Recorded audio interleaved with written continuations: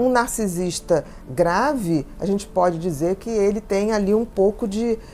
ele tem um pé na psicopatia.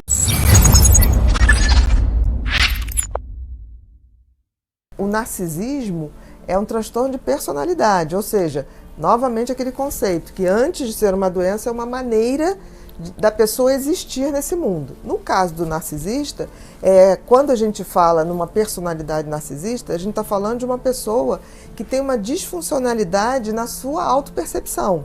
É uma pessoa que se percebe extremamente grandiosa, uma pessoa que se percebe merecedora de tudo, que acha que todas as pessoas ao seu redor não estão suficientemente qualificadas para estar com ele ou com ela. Então, assim, é uma autovisão muito negativa dos outros e de uma arrogância muito grande. Se a gente for pensar bem, o narcisista, lembra aquela musiquinha, que eu não me lembro do autor, que era Quando Deus Te Imaginou, ele estava namorando. Essa música é mais ou menos, a gente lembra o narcisista, porque o narcisista acha que realmente Deus gastou um pouco mais de tempo e usou um pouco mais de material qualificado para construir aquela pessoa. Então são pessoas que se veem extremamente superiores aos outros e acabam tendo muito pouca empatia, porque o outro, seja na relação afetiva, seja na relação profissional, seja na relação familiar, o outro está ali para idolatrá-lo, para servi-lo e para reconhecer o quanto ele é bom. Então é uma relação que pode tender, e na maioria das vezes tende, para uma relação abusiva com quem ele se relaciona. Ele está sempre certo, né, Bia? Ele está sempre certo, e mais do que está certo, ele está sempre querendo que você reconheça.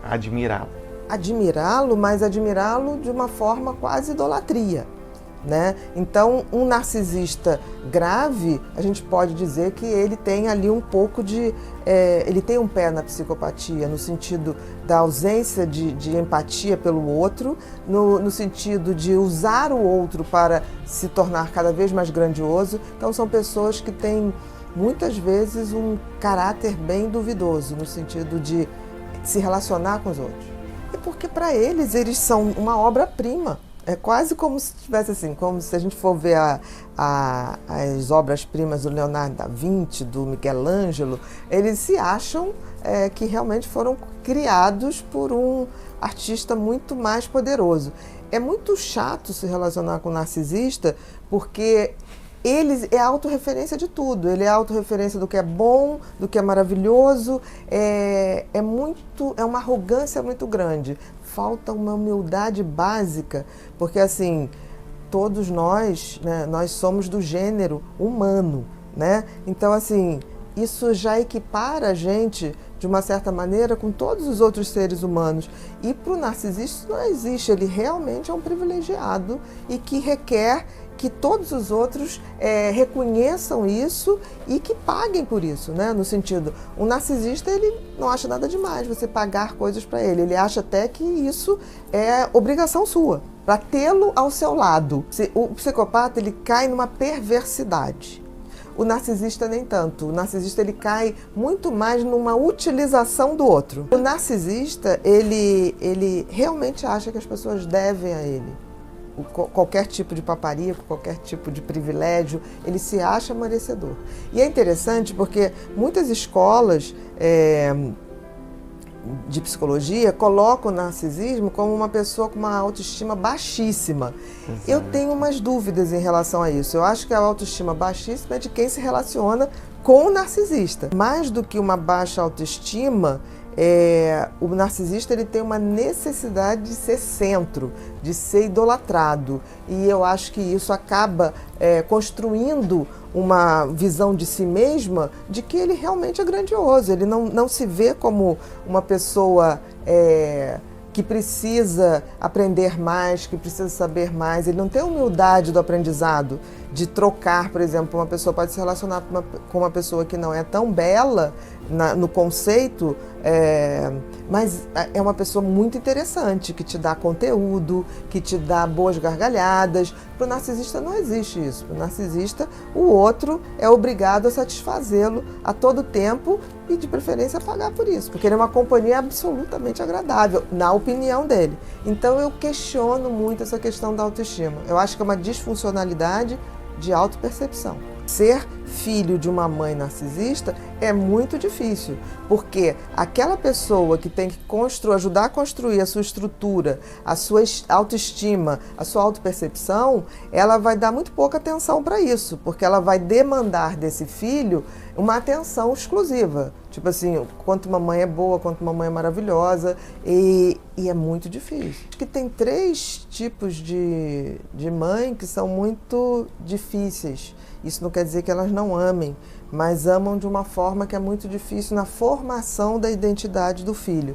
Eu acho que uma mãe narcisista dá ao filho uma insegurança muito grande, porque assim, toda a referência de bem-sucedido está nessa mãe que se autoproclama sabedora de tudo, que não tem humildade de aprender, até com seu filho, porque nós aprendemos com as crianças, né?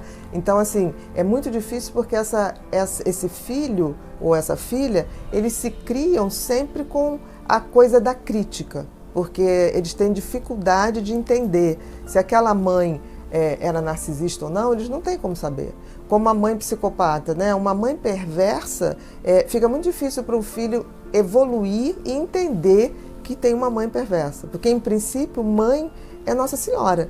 Então todo mundo quer e faz o projeto de sua mãe ou idealiza sua mãe como uma coisa boa, associa uma coisa boa.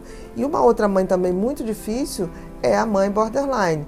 Por quê? Pelo excesso de emoção. Então, pelo excesso de carência, ela muitas vezes se utiliza... Ela é como se o filho tivesse que preencher todo o seu vazio emocional.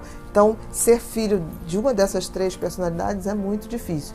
Elas amam, mas a forma de amar vem com a disfuncionalidade das personalidades. Porque se ele é o centro do mundo, se ele é o centro do que há de melhor, o outro, necessariamente, ele está abaixo. E uma coisa que chama muita atenção nos narcisistas é a inveja. Né? Um grande invejoso é um tipo de narcisista. Ele não tolera que o outro tenha algo melhor que ele ou que se destaque de uma forma. Então eu diria que para começar a pensar numa personalidade narcisista, essa questão dessa arrogância, né, de uma pessoa que não tem humildade do aprendizado, não tem humildade de saber que a gente aprende até com um pescador, né, com uma pessoa muito humilde ou desprovida de qualquer fator cultural que o favoreça, e também a questão de ser uma pessoa muito incomodada com o sucesso dos outros. Ele sempre se acha invejado, mas ele não percebe o quanto ele é invejoso, né? Exatamente.